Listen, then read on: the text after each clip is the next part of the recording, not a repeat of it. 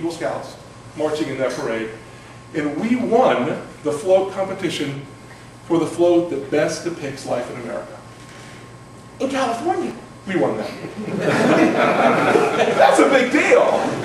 That reminds you that we need to remind them who we are and what we do, and we've been very proactive about that. Now, America got reintroduced to the Boy Scouts through two major events in the last couple of years. One that we planned for, and frankly, one that we didn't. The one that we didn't, of course, was the horrible tragedy at Little Sioux.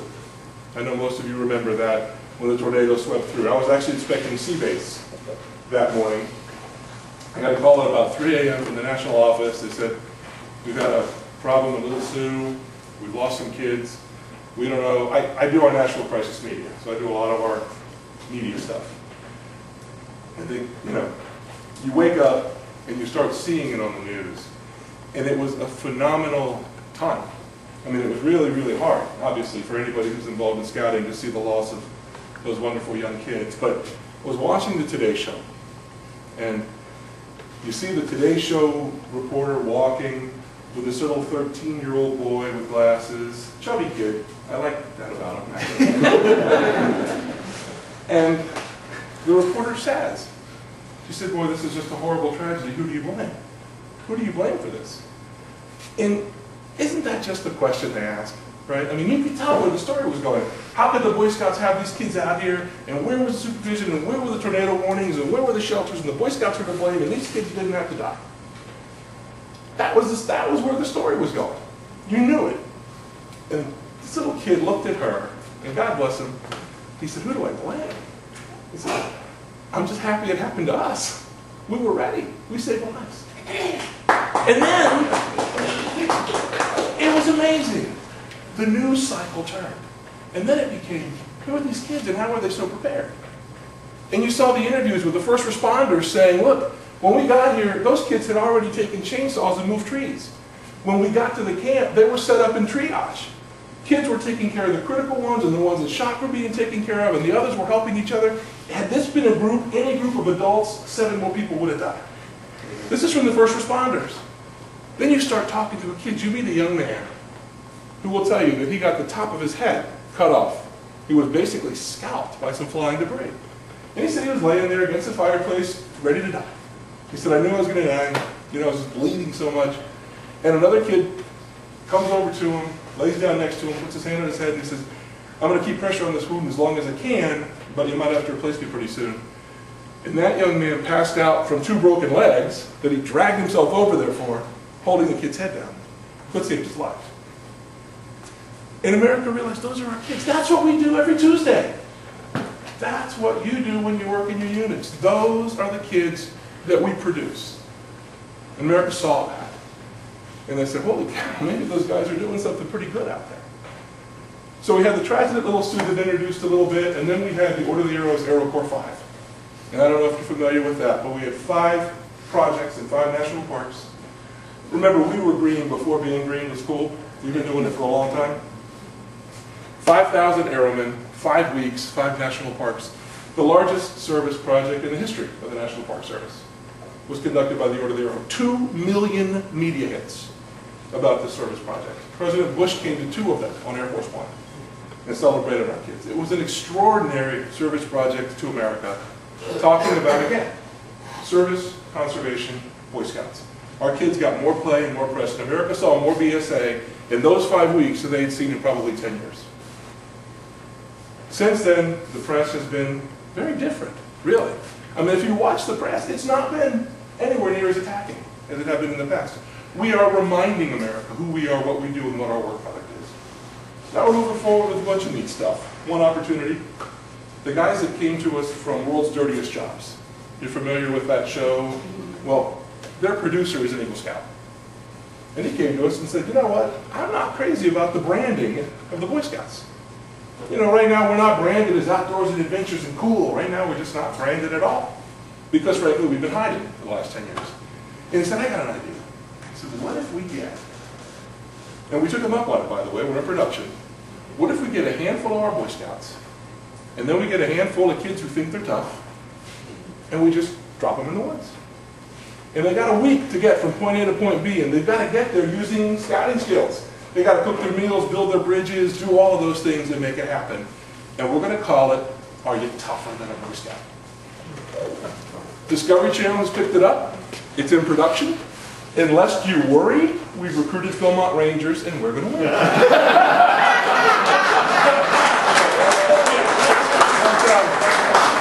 Don't worry yourselves. We're winning this thing. We're going to win every week.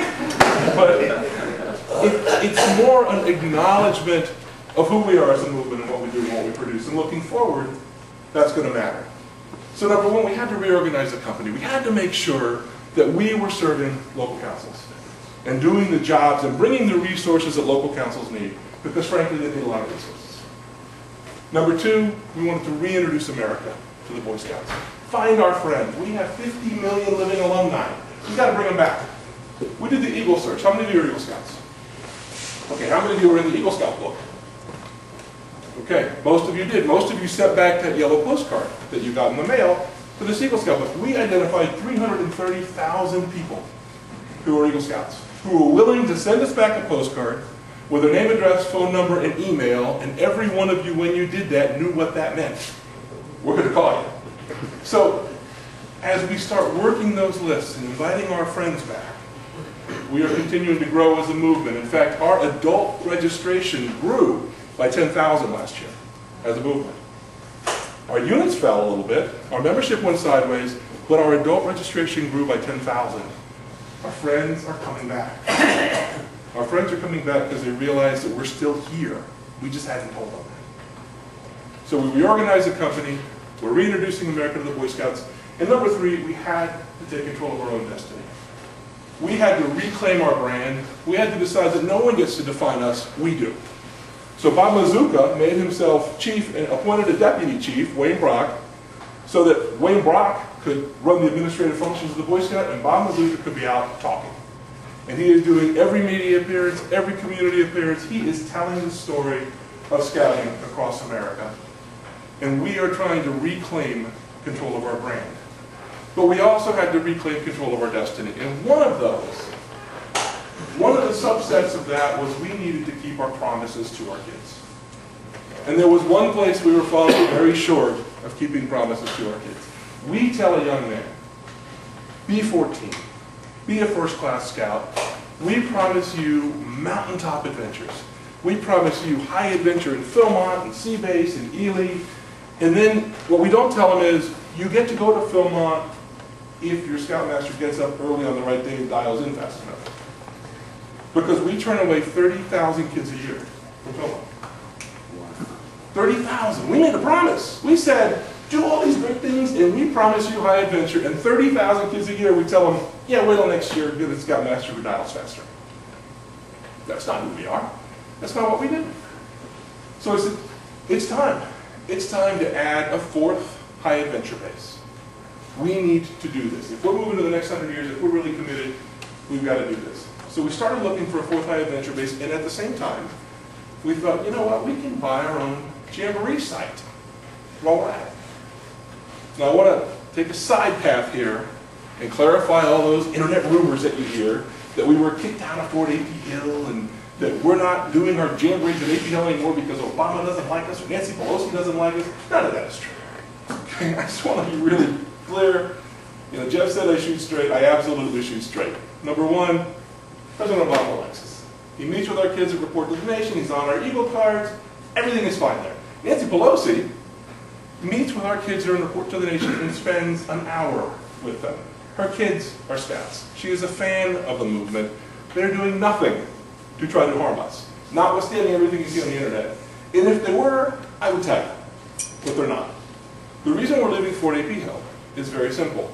With all the base realignment and closures that are going on, they're consolidating more and more bases onto AP Hill. And they pretty much said, look, you can stay as long as you want, but we don't know how much space you're going to have, and we don't know how much troop support we'll be able to give you because we don't know what our force engagement's going to be. And we thought, you know, that's great and well and good, and we put a lot of money in that site every year. It's time, if we're looking out for the next 100 years, that we take our own place. So we did. We decided to do a search. Now, relocating a national jamboree in finding a high advantage